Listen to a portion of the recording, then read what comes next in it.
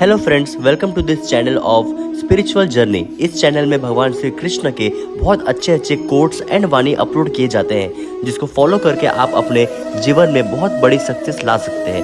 सो इस चैनल को सब्सक्राइब कीजिए एंड लाइक शेयर कीजिए। जय श्री कृष्ण। क्या आपने कभी पूरे भरे हुए वृक्ष को देखा है? उसकी डालियां कैसे स्वतंत्रता से लहलहाती, किंतु यदि ये डालियां अपनी जड़ों से उचित प्रकार से जुड़ी ही ना, उस वृक्ष की जड़ें गहरी ही ना हो तो क्या होगा? तो क्या वो ये सब आनंद उठा पाएंगे? कदापि नहीं। उस वृक्ष की डालियां बिखर जाएंगी तो वृक्ष भूमिशायी हो जाएगा। उसी प्रकार विचारों की स्वतंत्रता का आनंद आप केवल तभी उठा पाओगे जब आपके संस्कार गहरे हों। तो स्वतंत्र रहिए विचारों से, किंतु जुड़े रहें संस्कारों से। राधे राधे।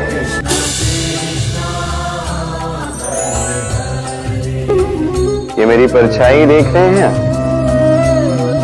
प्रकाश का स्रोत जब सुहाना, जब दूर हो तो ये परछाई लंबी होने लगती है, किंतु जैसे जैसे प्रकाश का स्रोत सर के ऊपर आ जाए, इस परछाई का आकार छोटा होने लगता है और अंधकार में तो ये परछाई लुप्त ही हो जाती है। कुछ इसी प्रकार होता है हमारा अहंकार। सुख के आगमन में, वैभव की उपलब्धि में ये बढ़ने लगता है, किंतु जैसे ही संकट का ताप सर चढ़ने लगे, ये अहंकार छोटा हो जाता है।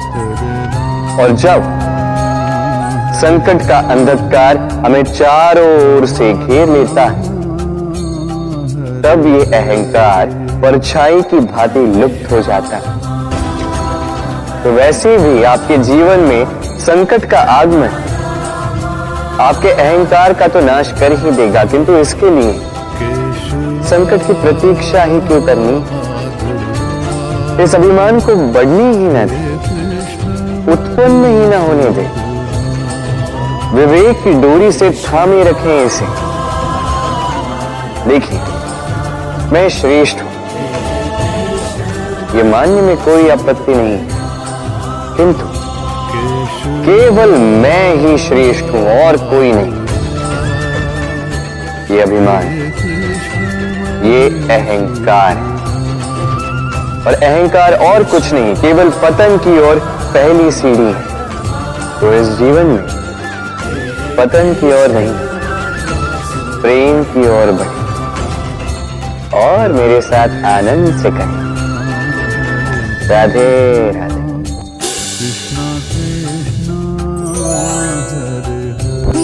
पुस्तिका कितने काम की वस्तु है। कहानी हो, कविता हो, संस्मरण हो, इसमें जो भी लिख दोगे तो भविष्य के लिए धरोहर बन जाती। किंतु यदि कभी ऐसा हो जाए कि ये पुस्तिका मैली हो जाए, या किसी पन्ने पर आप भूल से स्याही गिरा दो, या कोई वाक्य लिखते हुए आप कोई भूल कर दो, तो आप क्या करते हैं? क्या इस पुस्तिका को उठाकर फेंक देते हैं?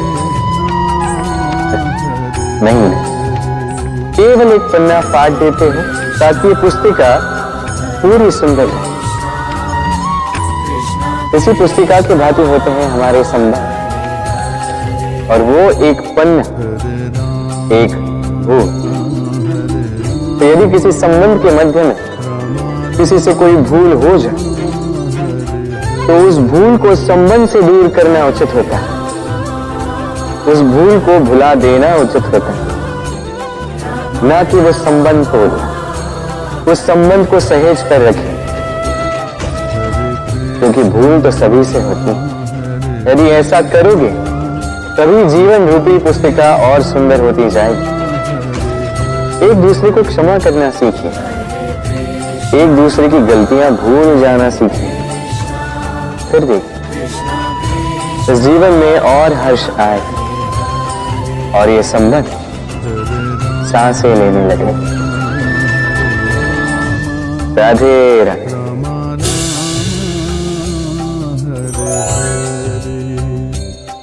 दाऊ मुझसे कई बार पूछते हैं,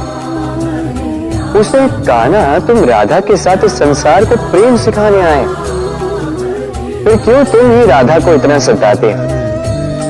क्यों वो तुम्हें तंग करती है? क्यों ये नोक-झोंक होती है? क्यों ये खींचाता है? अब इसका उत्तर मैं कुछ इस प्रकार देना चाहूंगा। चींटियां उसी घर में प्रवेश करती हैं जिसमें शहद हो।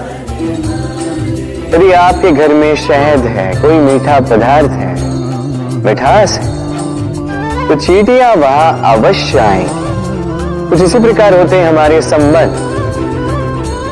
तो इनमें छोटी मोटी लड़ाइयां, नोक झोंक, रूठना मनाना, ये सब तो चलता रहे, विशेषकर उन संबंधों में जिनमें मिठास हो। स्मरण रखिएगा, जिन संबंधों में कोई नोक झोंक नहीं, कोई रूठना मनाना नहीं, कोई छोटी मोटी लड़ाइयां नहीं, वो संबंध केवल और केवल मस्तिष्क से निभाए जा रहे हैं, मन से। तो इस मन से प्रेम कीजिए और इन छोटी मोटी लड़ाइयों का, इस खट्टी मीठी नोक-झोंक का आनंद उठाइए, क्योंकि इसमें भी प्रेम है। राधे राधे।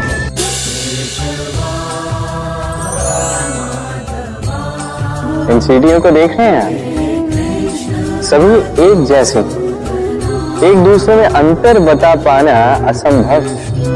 मानो जैसे इनका अपना अपना भिन्न अस्तित्व है ही नहीं।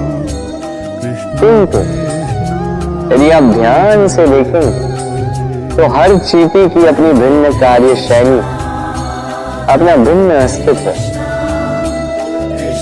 कोई घर बनाने के लिए मिट्टी लाने में सक्षम, कोई ढेर बनाने में सक्षम, कोई भोजन ढूंढने में सक्षम, तो कोई भोजन लाने में सक्षम। अब इसी प्रकार होते हैं हम मनुष्य।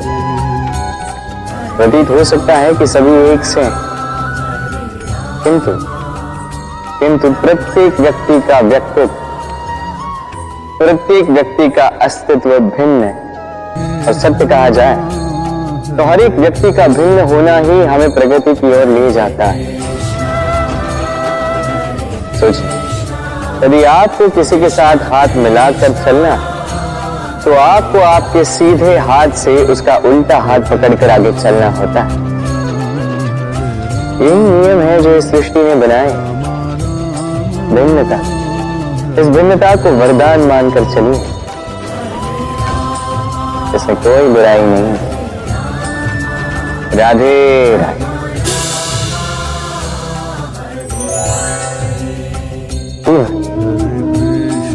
हमारा ये जीवन सुख और दुख, इनका मिश्रण है। इनके संयोग से, इनके संतुलन से साधा है। अब ये सुख एक ऐसा आभास है जिसे सभी ढूंढ रहे हैं। दुख एक ऐसा अनुभव जो सबके पास है।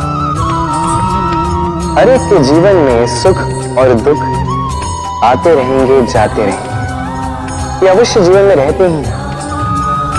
किंतु सफलता ये हर एक के जीवन में नहीं आती। क्यों? क्योंकि ये सफलता सुख या दुख से प्राप्त नहीं होती। सफलता प्राप्त होती है स्वयं पर विश्वास करने से। तनिक आकाश में सूर्य को देखिए, सूर्य को विश्वास होता है स्वयं पर कि वो आके सारे जगत में प्रकाश फैलाएगा, अपनी पहली किरण से अंधकार को भेदेगा। इस विश्वास के साथ सूर्य आता है और कुछ समय पश्चात समस्त संसार से इस अंधकार का नाश कर जाता है। तो स्मरण रखिएगा, ये सुख का आभास, ये दुख का अनुभव, ये आता रहेगा, जाता रहेगा। बस स्वयं पर विश्वास बनाए रखें, फिर देखें कि सफलता आपकी दासी होगी। राधे राधे।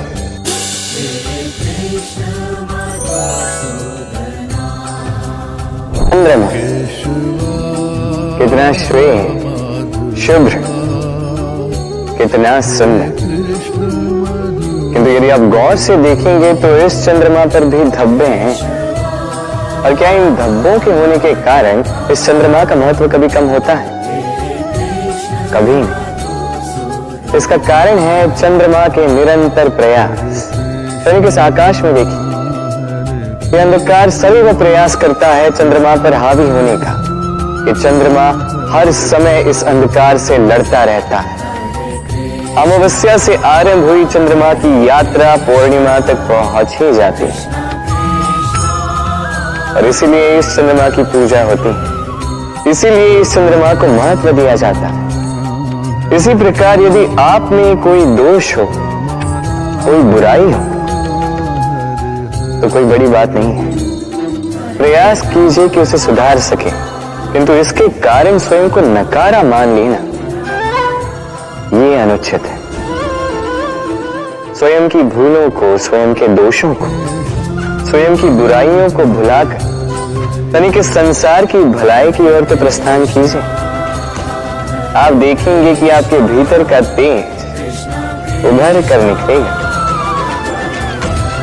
राधे राधे।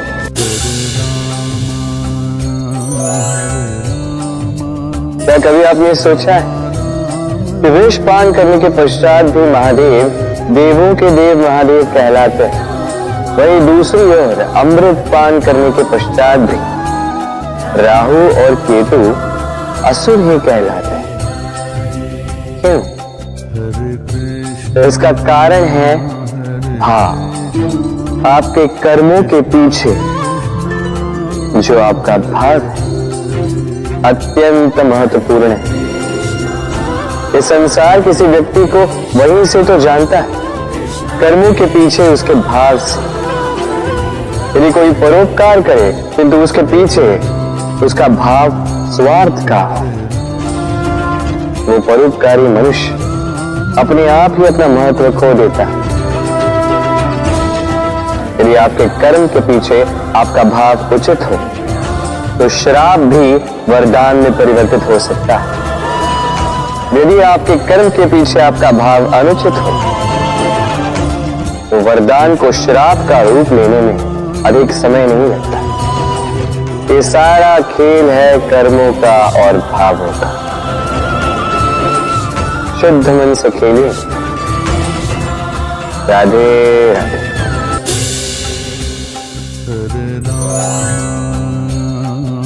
ये मोती देख रहे हैं, शुभ्र श्वेत ओजस से, और इसे ऐसा ही बनाए रखने के लिए हम क्या कुछ नहीं करते। इसे ऐसे किसी मखमल के वस्त्र में लपेट देते हैं, किसी पिटारे में अच्छे से बंद करके रखते हैं। क्यों? ताकि इस पर खरोच ना आए, ताकि ये मोती टूटे ना, क्योंकि ये अनमोल है। उसी प्रकार है ये दूध फटे ना, इसलिए हम इसे गर्म करके रखते हैं। ग्रीष्म ऋतु में हम इसे शीतल जल में रखते हैं, क्योंकि ये अनमोल है। ये दोनों अनमोल है और इसलिए हम इसे सहेज कर रखते हैं।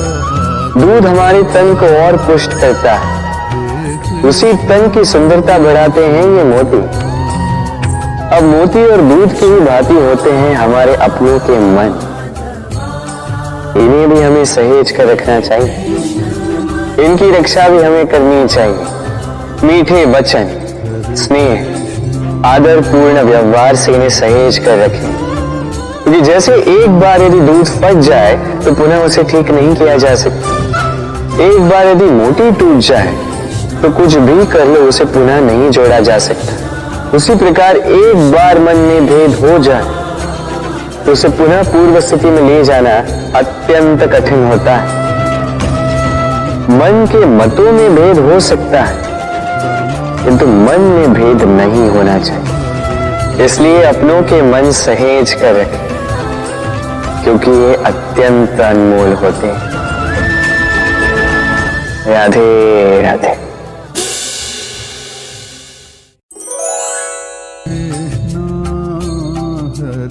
सो इस चैनल को सब्सक्राइब कीजिए एंड लाइक शेयर कीजिए। जय श्री कृष्ण।